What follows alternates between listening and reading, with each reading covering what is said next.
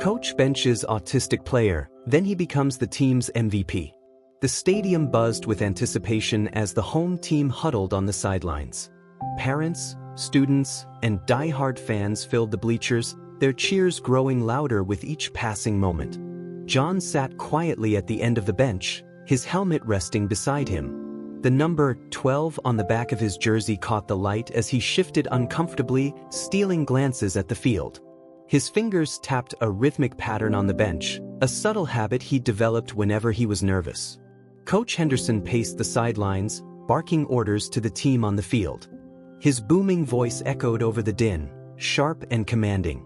"Stay tight on defense. Don't let them slip past you again." His eyes briefly flickered toward the bench where John sat, and a frown crossed his face. John wasn't surprised. He had seen that expression too many times: annoyance, frustration, and worst of all, pity. As a new player on the team, he knew he still had a lot to prove, but it wasn't just his inexperience that kept him on the bench. It was something deeper, something the coach didn't say outright but was written in the way he avoided looking directly at John, as though acknowledging him would only stir up problems. "Keep your head in the game," John whispered to himself, repeating the mantra he had learned from his mother. She always told him to focus on what he could control, to let the rest fade into the background. But it wasn't easy, not when his own teammates treated him like a burden. "Hey, number 12, a voice sneered from farther down the bench. It was Dylan, the team captain, and John's biggest critic. "Enjoying the view? Must be nice sitting here while the rest of us are busting our asses." John ignored him, his gaze fixed on the game. Dylan snorted and leaned closer. "You don't belong here, you know that? This isn't some charity. It's a football team. Maybe if you stopped spacing out, coach would actually let you play." "I'm not spacing out," John muttered under his breath, but his voice lacked conviction. Dylan chuckled, satisfied that his words had landed. "Whatever you say, buddy." The game continued, with the home team struggling to hold their ground. The crowd groaned as the opposing team scored another touchdown, widening the gap on the scoreboard. Coach Henderson threw his clipboard down in frustration, his face red. "What the hell is going on out there?" he shouted. "You call that defense? Move your feet, for crying out loud." John's fingers tapped faster on the bench. He studied the patterns on the field, the way the players moved, the gaps in the opposing team's defense. He couldn't help it, his mind was wired to find order in chaos. It was something his mother always praised him for, calling it his hidden gift. But here, on the team, it felt like no one cared about what he could do. They only saw what they thought he couldn't. The first half ended with the home team trailing by 12 points. The players trudged off the field, heads down, as the crowd murmured in disappointment. In the locker room, the tension was palpable. Coach Henderson slammed a fist against the whiteboard. "We're better than this," he yelled. "You're playing like you've never seen a football before.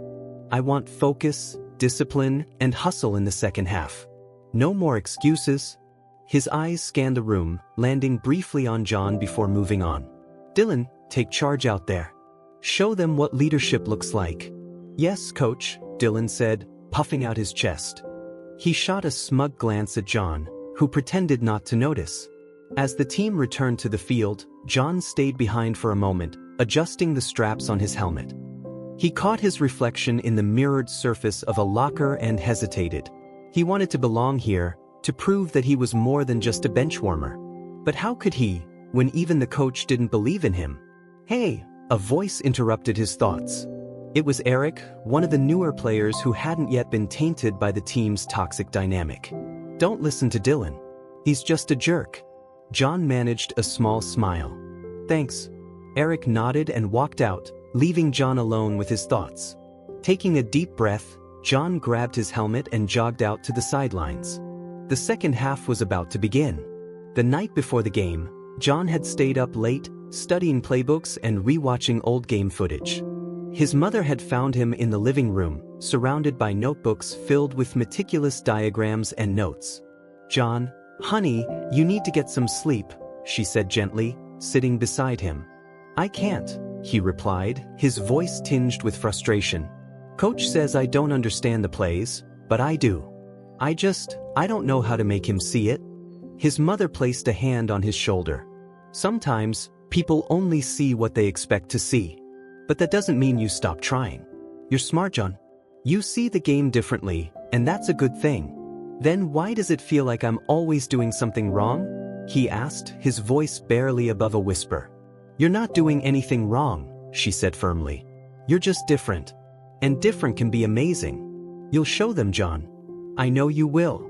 Her words lingered in his mind as he watched the game unfold from the bench.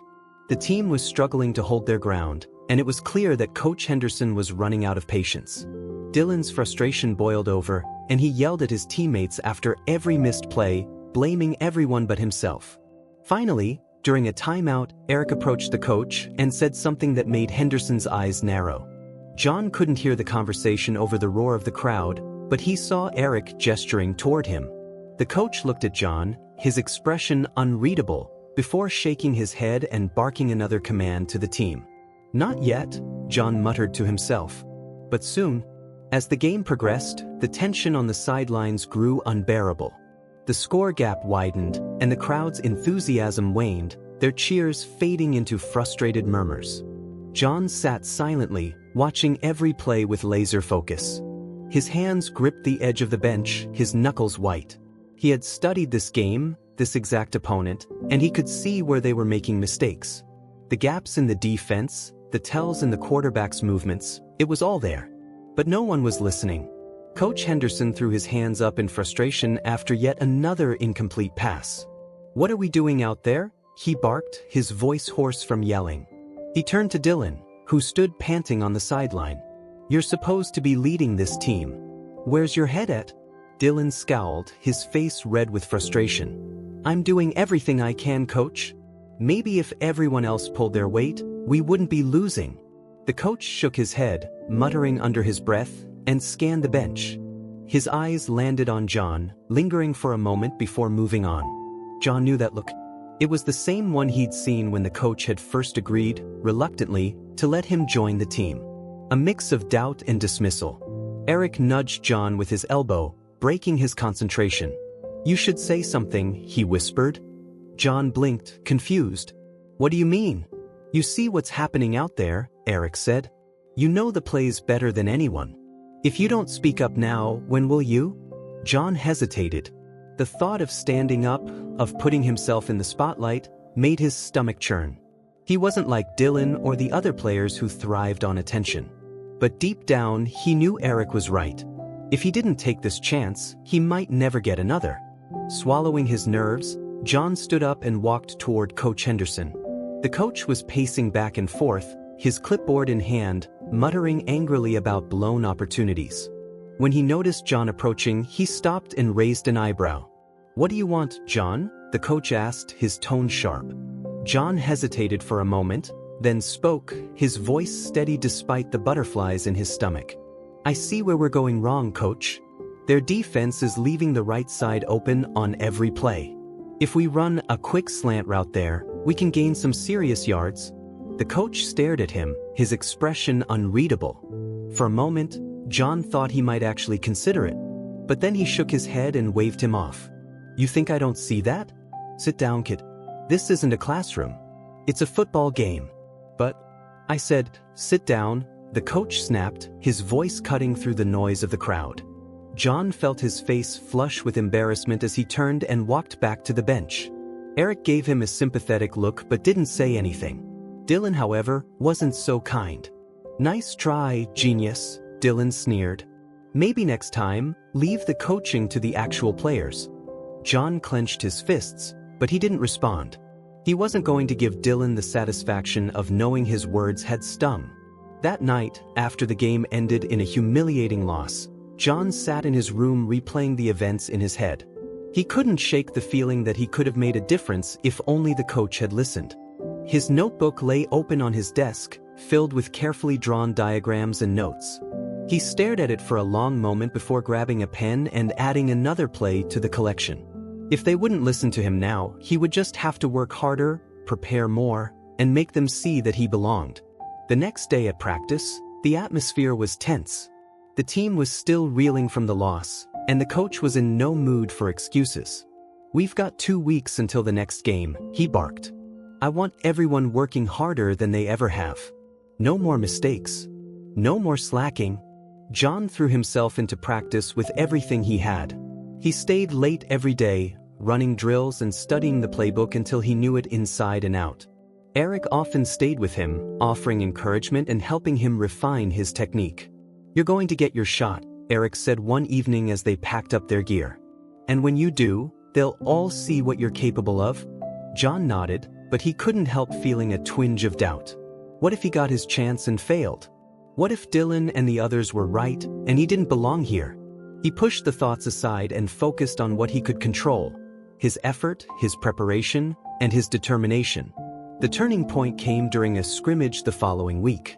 The coach had divided the team into 2 squads to simulate a real game, and John was placed on the second-string offense. It was a chance for him to prove himself, and he wasn't going to waste it. The first few plays were rough. The defense, led by Dylan, was relentless, and John struggled to find his rhythm. But then something clicked. He noticed a pattern in the defense's movements, a slight hesitation on the left side every time they blitzed. He called for the ball and executed a perfect pass to Eric, who sprinted down the field for a touchdown. The sidelines erupted in cheers, and even the coach looked impressed. "Not bad, John," he said gruffly as John jogged back to the huddle. It wasn't exactly high praise, but it was the first time the coach had acknowledged him in a positive way, and that was enough to fuel John's determination. As the scrimmage continued, John's confidence grew. He called out plays with authority, guiding his teammates and finding gaps in the defense that others had missed. By the end of the practice, even Dylan had to admit that John had played well, though he did so begrudgingly. "Don't get cocky," Dylan muttered as they walked off the field. "One good scrimmage doesn't make you a star." John didn't respond, but for the first time, he felt a flicker of hope. Maybe he didn't need to be a star. Maybe it was enough to prove, even to himself, that he could do this. The next game loomed large in everyone's minds. The coach had ramped up practice intensity, pushing the team harder than ever. The players grumbled under their breath, but no one dared complain aloud. John, as always, stayed late after practice, running drills by himself and scribbling plays into his notebook under the dim stadium lights. One evening, as the other players were packing up, John lingered on the field, tossing the ball back and forth with Eric. The crisp autumn air bit at his cheeks, but he didn't care. This was his time to focus, free from the judgmental eyes of his teammates. "I don't get how you do it," Eric said, catching the ball and throwing it back with a lazy arc. "Do what?" John asked. "You're always thinking 3 steps ahead. It's like you can see what's going to happen before it does." John shrugged. "It's just patterns. Once you see how they move, it's easy to figure out where they'll go next." "Easy for you," Eric said, shaking his head with a smile. "You ever try explaining this stuff to Coach?" John hesitated. "Tried. He doesn't want to listen." "Maybe you just need to show him," Eric suggested, lobbing the ball back. "Do something so big he can't ignore it." John nodded, but doubt lingered in the back of his mind. How was he supposed to prove himself when he was never given the chance? The night before the game, John sat in his room, poring over his notebook. His mother entered quietly, carrying a mug of hot chocolate. She set it down on his desk and sat on the edge of his bed, watching him with a soft smile. "You've been working hard," she said. "I'm proud of you." "Thanks, Mom," John said without looking up, his pen scratching furiously across the page. She reached out and gently placed a hand on his arm, making him pause. "You know, it's okay to take a break. You've done everything you can. Tomorrow, just go out there and do your best." John finally looked up, his eyes filled with uncertainty. What if my best isn't enough? What if they're right about me? His mother's expression grew firm. "Listen to me, John. You are smart. You are capable. And you belong on that field just as much as anyone else. Don't let anyone make you feel like you don't." He nodded, but her words only did so much to quell the storm of doubt swirling in his mind. Game day arrived, and the energy in the stadium was electric. The bleachers were packed, the air buzzing with anticipation. The team jogged onto the field, greeted by thunderous applause. John followed at the back of the line, his helmet tucked under his arm. His heart pounded in his chest, the noise of the crowd a distant hum in his ears. The game began, and almost immediately, it was clear that the home team was outmatched. The opposing team's offense was relentless, tearing through the defense like paper. The scoreboard ticked upward with each passing quarter, and by halftime, the home team was trailing by 16 points. In the locker room, the atmosphere was tense. Coach Henderson paced back and forth, his face a deep shade of red. "This is unacceptable," he bellowed. "We're better than this. I need someone to step up and take charge out there." His eyes scanned the room, passing over John as if he weren't even there. Dylan sat slouched on the bench, his head in his hands. The rest of the team avoided the coach's gaze, their confidence shaken. John clenched his fists, frustration bubbling inside him. He could see what was happening on the field, the same patterns he'd studied for weeks. He wanted to speak up, to offer a solution, but the memory of the coach shutting him down still stung. Instead, he kept his mouth shut and waited for the second half to begin. The third quarter was a disaster. The opposing team scored 2 more touchdowns, widening the gap even further. The crowd's cheers grew quieter, replaced by murmurs of disappointment. On the sidelines, the tension was palpable. Coach Henderson barked orders, but the players seemed deflated, their energy sapped by the relentless onslaught. Then, disaster struck. Dylan, the team captain, took a hard hit during a play and went down, clutching his knee. The trainers rushed onto the field as the crowd fell silent. After a tense few moments, Dylan was helped to his feet and escorted to the sidelines. He wouldn't be returning to the game. Coach Henderson ran a hand through his hair, his expression grim. He turned to the bench, his eyes scanning the remaining players. "All right, who's stepping up?" No one volunteered. The team's backup quarterback shifted uncomfortably, avoiding the coach's gaze. Eric nudged John, whispering, "This is your chance." John hesitated, his heart pounding in his chest. He could feel the weight of the moment pressing down on him. If he stepped up now and failed, it would only confirm everything the coach and his teammates already thought about him. But if he didn't try, he would never forgive himself. Taking a deep breath, John stood. "I'll do it, coach." The coach's eyes narrowed. "You? Are you serious?" John nodded, his voice steady despite the nerves threatening to choke him. "I've been studying their defense. I know where we can exploit them." The coach stared at him for a long moment, then let out a heavy sigh. "Fine. Get out there. But if you screw this up, don't expect to see the field again." John nodded and grabbed his helmet, his hands trembling slightly. As he jogged onto the field, the weight of the moment hit him like a freight train. The crowd was watching. His teammates were watching. And most terrifying of all, the coach was watching. The first play was a simple handoff to the running back, gaining a modest 4 yards. The second play was a short pass, incomplete. On the third down, John called an audible at the line, shifting the receivers to exploit the gap he'd noticed earlier. The ball was snapped, and he dropped back, scanning the field. He spotted Eric breaking free on the right side and launched the ball with all the precision he could muster. Eric caught it and sprinted down the sideline, dodging defenders before being brought down at the 20-yard line. The crowd erupted in cheers, and for the first time, John felt a flicker of hope. "Nice throw, number 12." Eric called as they regrouped for the next play. John nodded, his confidence growing. He could do this. He belonged here. The drive continued, with John orchestrating the plays like a conductor leading an orchestra. He found openings where others saw walls, threading passes and directing his teammates with a calm authority that surprised even himself. By the end of the drive, they had scored their first touchdown of the game, narrowing the gap.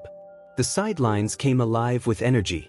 The coach, who had been scowling just minutes earlier, now watched John with a mix of disbelief and cautious optimism. "Keep it up, kid," he muttered under his breath. As the game progressed, John continued to shine. His unique way of reading the game, of seeing patterns and predicting movements, gave his team an edge they hadn't had before. The crowd was on its feet, cheering louder with each play. For the first time, John felt the weight of their support, and it fueled him like nothing else.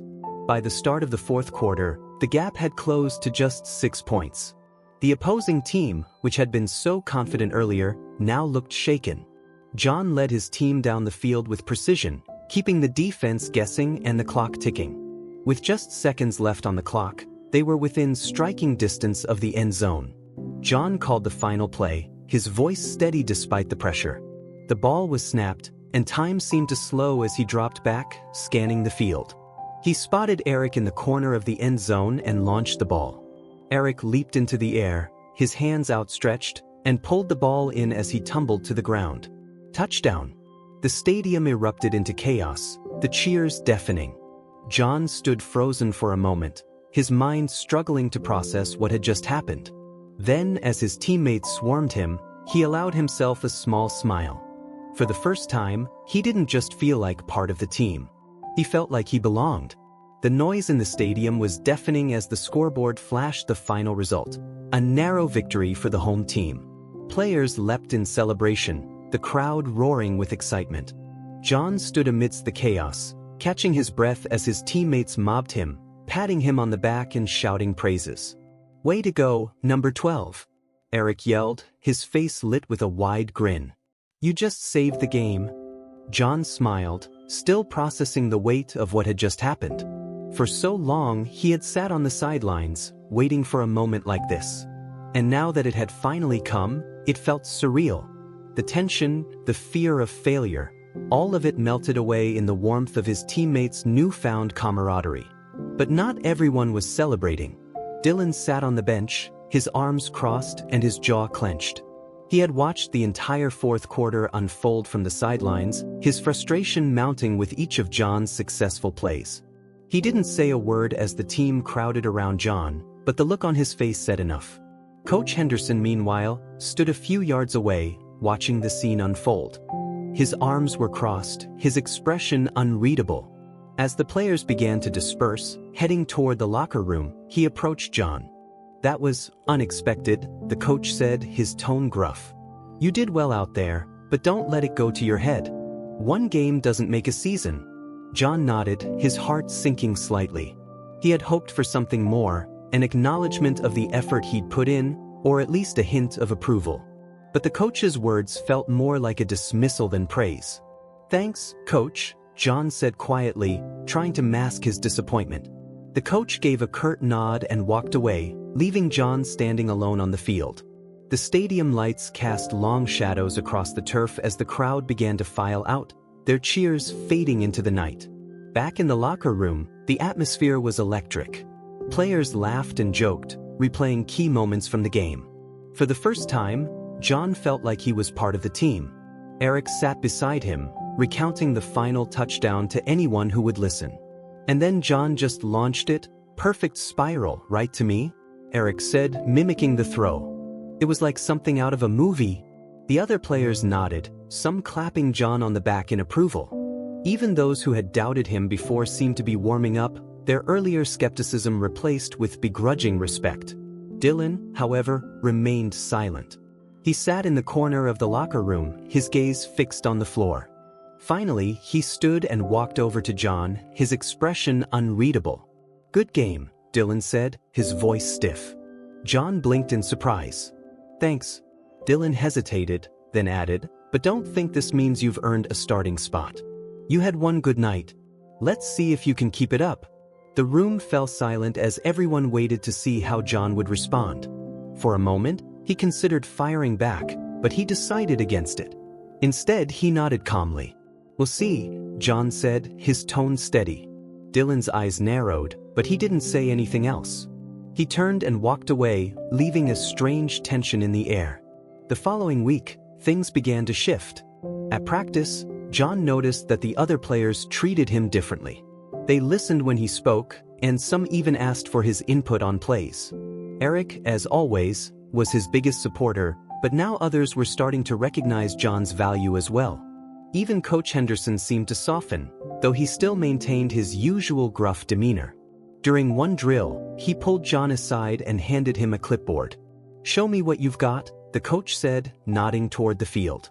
John hesitated, unsure if this was a test or an opportunity. But as he scribbled out a play and explained it to the team, he felt a spark of confidence. When the play worked flawlessly, earning cheers from his teammates, the coach gave a small, reluctant nod of approval. Not bad, the coach said. Keep it up. It wasn't much, but it was enough to keep John motivated. Off the field, John's life began to change as well. At school, classmates who had never spoken to him before started acknowledging him in the hallways. Some even stopped to congratulate him on the game. It was a strange feeling, being noticed after so many years of blending into the background. But not all the attention was positive. Dylan's resentment continued to fester, and it wasn't long before it boiled over. During a particularly intense practice, Dylan deliberately threw a hard pass at John, hitting him square in the chest. The impact knocked the wind out of him, and he stumbled back, gasping for air. "What's your problem?" Eric shouted, rushing to John's side. "No problem," Dylan said with a smirk. "Just testing his reflexes." The coach blew his whistle, storming onto the field. "What the hell is going on here?" "Nothing, coach," Dylan said, his tone casual. "Just a little miscommunication." The coach's eyes narrowed. "That's enough. Focus on the drill or get off my field." Dylan glared at John but said nothing more. As the practice continued, John couldn't shake the feeling that Dylan was waiting for him to slip up, to prove that his success had been a fluke. As the season progressed, John's role on the team continued to grow. He wasn't just a bench warmer anymore, he was a key player, someone the team relied on when the stakes were high. But with success came new challenges. Opposing teams began to take notice of him, studying his strategies and trying to shut him down. Each game became a battle, not just against the other team, but against the doubts and pressures that lingered in his mind. One night, after a particularly tough loss, John sat alone in the locker room, staring at his hands. The other players had already left, their laughter and chatter fading into the distance. He felt a familiar wave of doubt creeping in, the same doubts that had haunted him when he was sitting on the bench. "You okay?" a voice asked, breaking the silence. John looked up to see Coach Henderson standing in the doorway, his expression softer than usual. "I don't know," John admitted. "I thought I was getting better, but tonight..." The coach nodded, walking over and sitting beside him. "You had a rough game. It happens. Even the best players have off nights." John sighed. "What if I'm not good enough?" The coach studied him for a moment before speaking. "You know what makes a great player? It's not talent. It's not even skill. It's resilience. It's the ability to get back up, even when you feel like the whole world is against you. And you've got that, John. I've seen it." John looked at the coach, surprised by the rare moment of encouragement. "You've come a long way," the coach continued.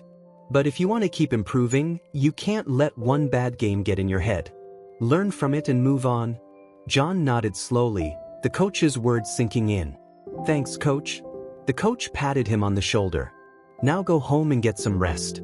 We've got work to do." The season finale approached, a game that would determine whether the team made it to the playoffs. The pressure was immense, but John felt ready. He had spent months proving himself, overcoming every obstacle thrown his way. This was his chance to solidify his place on the team and show everyone, including himself, what he was capable of. The night before the game, John sat at his desk, flipping through his notebook. Each play he had drawn, each note he had written, was a testament to how far he had come. He smiled, feeling a sense of pride that he hadn't felt in a long time.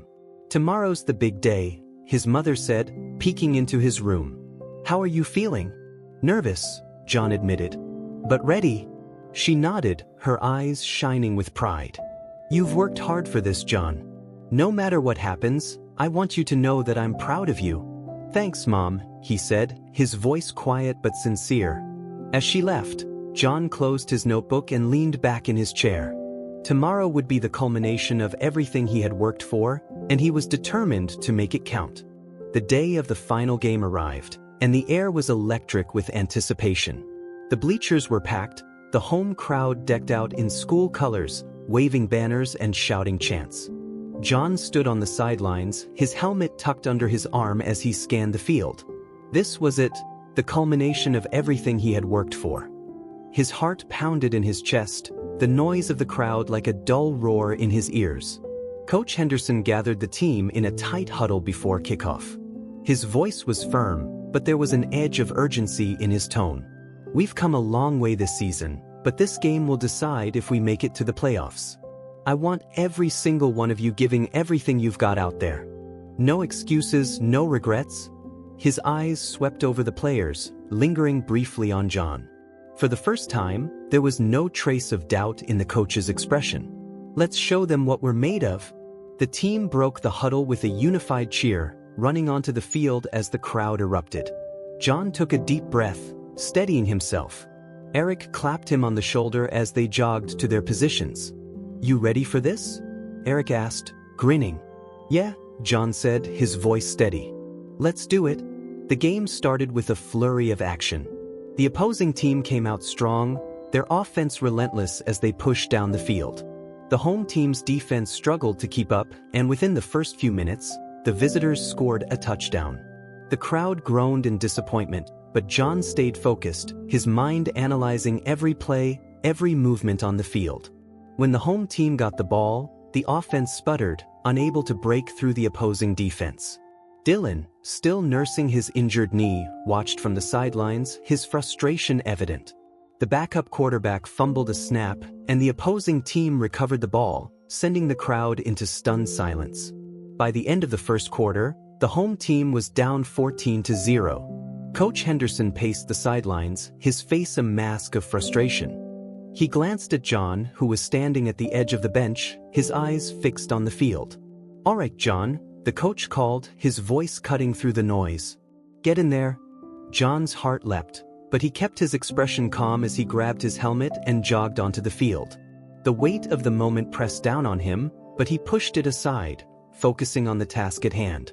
He took his place behind the center, scanning the defense with a practiced eye. "Let's run blue 42, he called, his voice steady. On my signal." The ball was snapped, and John dropped back, his eyes darting across the field.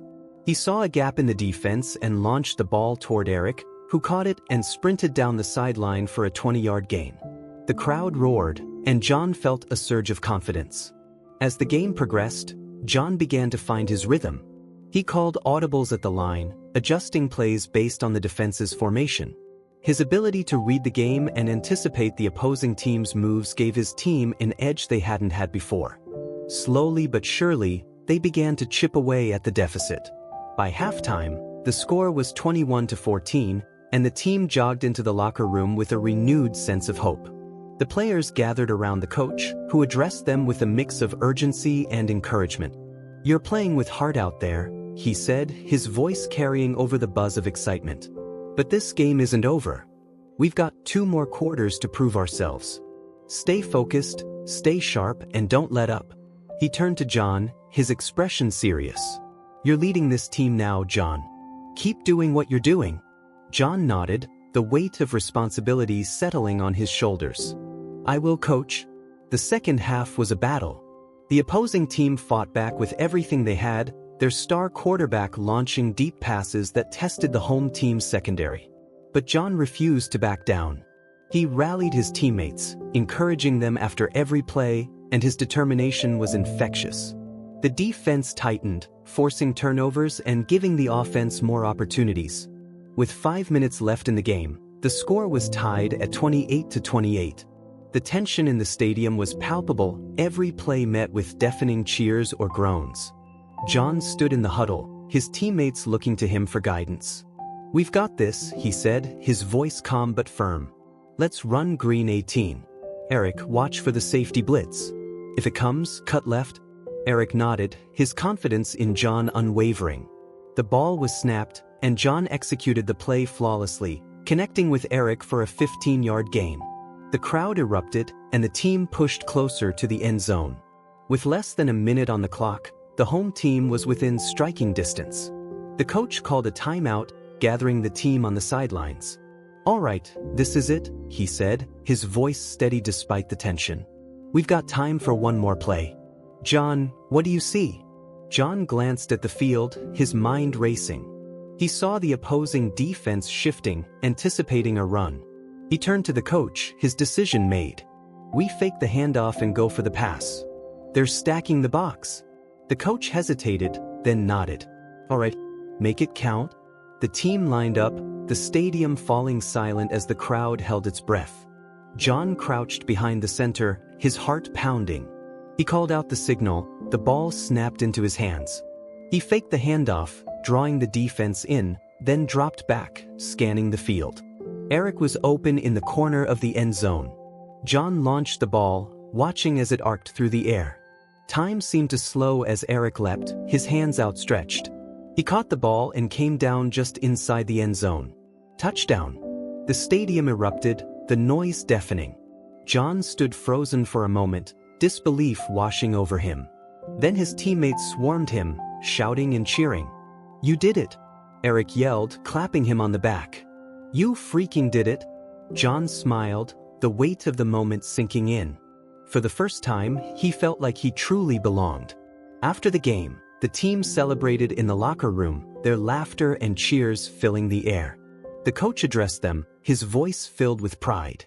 "You earned this," he said, looking around at the players. His gaze landed on John, and for the first time, there was no trace of doubt in his expression. "You led this team to victory, John. I'm proud of you." John felt a lump rise in his throat but managed a nod. "Thank you, coach." As the celebration continued, John stepped outside for a moment, needing a breath of fresh air. The stadium was quiet now, the crowd long gone. He looked up at the stars, a sense of peace washing over him. "You did good, kid." John turned to see his mother standing a few feet away, her eyes shining with pride. "Thanks, Mom," he said, his voice quiet. She stepped forward and hugged him tightly. "I always knew you could do it." John smiled, the weight of the season lifting from his shoulders. He had proven himself, not just to the team, but to himself. And as he stood there, under the stadium lights, he knew this was just the beginning. The victory was the talk of the town the next day. Everywhere John went, people stopped to congratulate him. His classmates, who had barely acknowledged him before, now greeted him with smiles and high fives in the hallways. Even teachers stopped him to commend his performance, their voices filled with genuine pride. But for John, the recognition felt strange. For so long, he had been invisible, dismissed as someone who didn't quite fit in. Now, he was being celebrated, not for being different, but for proving he could succeed despite it. During lunch, Eric joined him at their usual table. "Man, did you see the school paper this morning?" Eric asked, sliding the latest edition across the table. John's name was front and center, accompanied by a picture of him throwing the game-winning pass. John picked up the paper and stared at it for a moment. "It feels weird," he admitted. "All this attention." Eric grinned. "You earned it. Don't let anyone make you feel otherwise." John nodded but stayed quiet. Deep down, he couldn't shake the feeling that some of the praise was surface level, a fleeting reaction to his success rather than an acknowledgement of who he truly was. Back at practice, the team was riding high from their victory. Coach Henderson was in an uncharacteristically good mood, his usual gruff demeanor softened by the recent win. "All right, listen up," the coach said, addressing the team during a break. "We've got a lot of work to do if we want to make it through the playoffs. That means no slacking, no excuses. You showed what you're capable of last week. Now it's time to prove it wasn't a fluke." His eyes landed on John, and this time, there was no doubt or hesitation. "John, you're leading the offense from here on out. You've earned it." The announcement was met with scattered applause from the team, though John noticed Dylan sitting silently at the back, his jaw tight. Despite the captain's injury, he still came to every practice, watching from the sidelines as John ran the plays. And though Dylan never said anything outright, John could feel the resentment simmering beneath the surface. One evening after practice, as John packed up his gear, Dylan approached him. The field was empty except for the two of them, the stadium lights casting long shadows across the grass. "Got a minute?" Dylan asked, his tone unusually serious. John hesitated, then nodded. "Sure."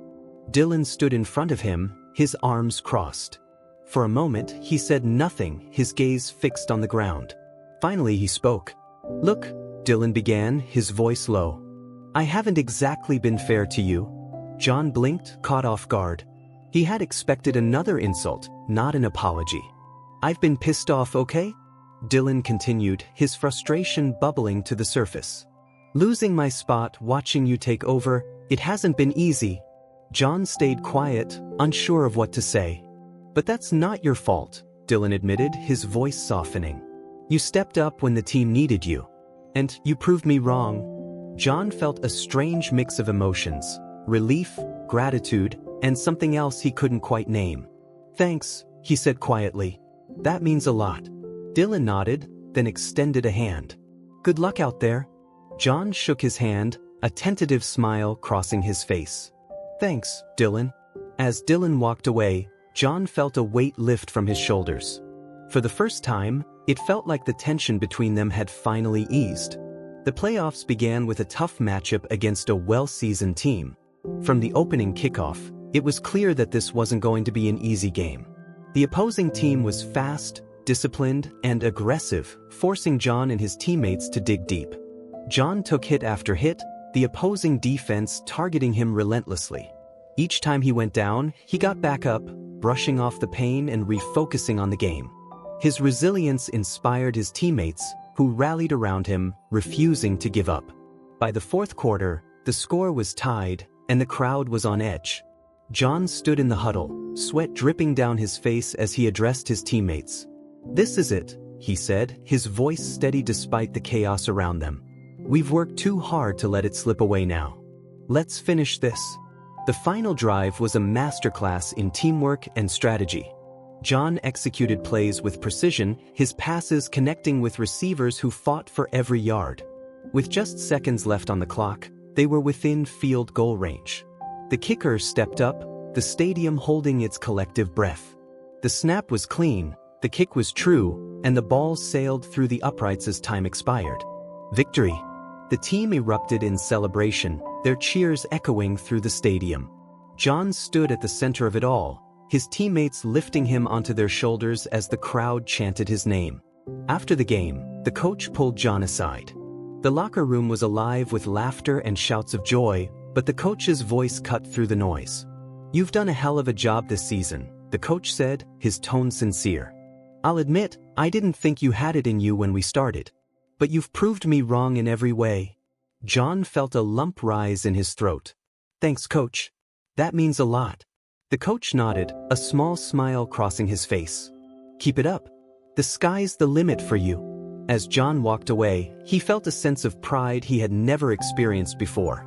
For so long, he had doubted himself, letting the opinions of others shape how he saw his own worth. But now, he knew better. The season ended with the team falling short in the championship game, but for John, it felt like a victory nonetheless.